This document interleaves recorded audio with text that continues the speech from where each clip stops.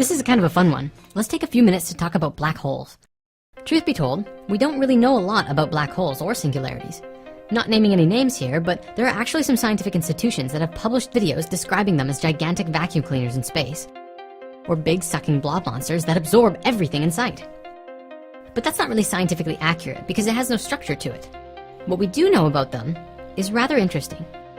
With our modern mathematics and physics, we understand that at the center of the black hole is a space with zero volume and yet infinite gravity. Infinite gravity, so powerful that light itself cannot escape its pull. Infinity. You know what that means, right? It means that the speed of light isn't the fastest thing in the universe, as we have believed for so long. There's something faster, which has some relationship and connection to gravity.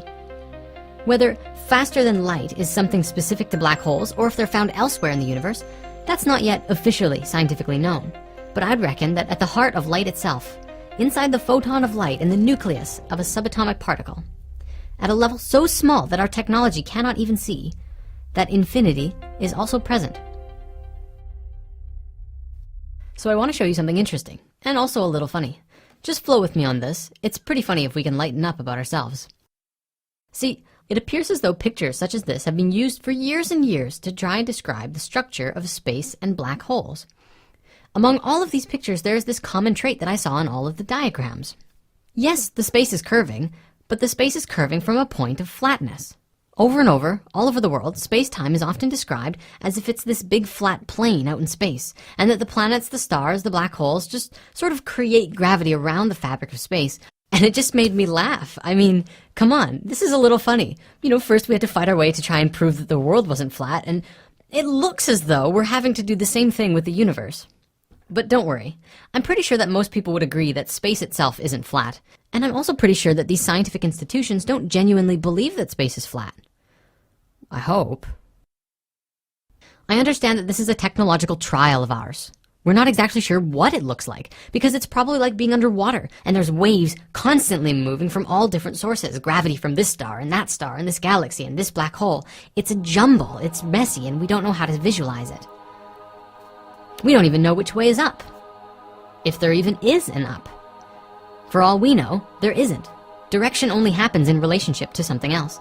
And so even if our whole galaxy is a particle floating around in a great deep ocean on another planet in a super universe, unless we can actually demonstrate that scientifically, we're pretty much just throwing darts in the dark here.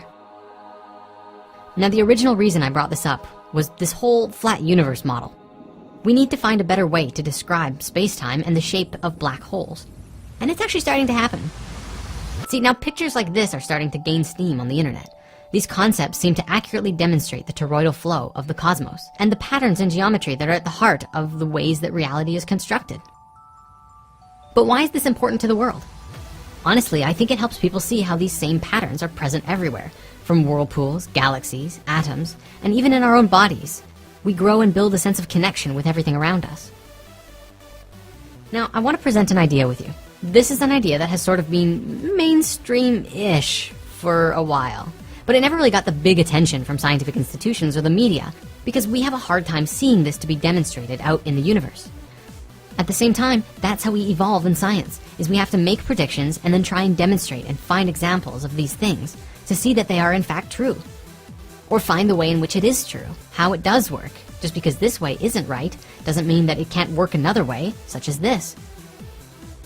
You know how black holes absorb light and matter and pretty much everything? That light obviously must go somewhere.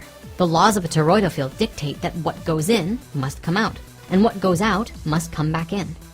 Now, the problem was that we've never really been able to follow or watch or see where energy and light goes once it goes into a black hole. We are blind once things pass the event horizon. All we know is that the laws of physics break down, infinity becomes reality, and anything is possible. Some theories about this, as well as a beautiful demonstration by Neil deGrasse Tyson in episode 4 of The New Cosmos, discusses the idea of going through a black hole and coming out in another universe, or a parallel dimension. In the case of black holes, at the point of singularity, the fabric of space itself is said to break, and all of the different universes become connected. We could also imagine that perhaps small black hole vacuums are what creates stars. You know, stars form from collapsing clouds of space dust, and perhaps at the core of that fusing is that infinite space of fusion and infinity, the singularity. I know. What does it have to do with you, right? Everything. It has everything to do with you. And we're gonna get to that. We have a new episode planned for next week, so stay tuned. Oh, and if you haven't seen this yet, yeah.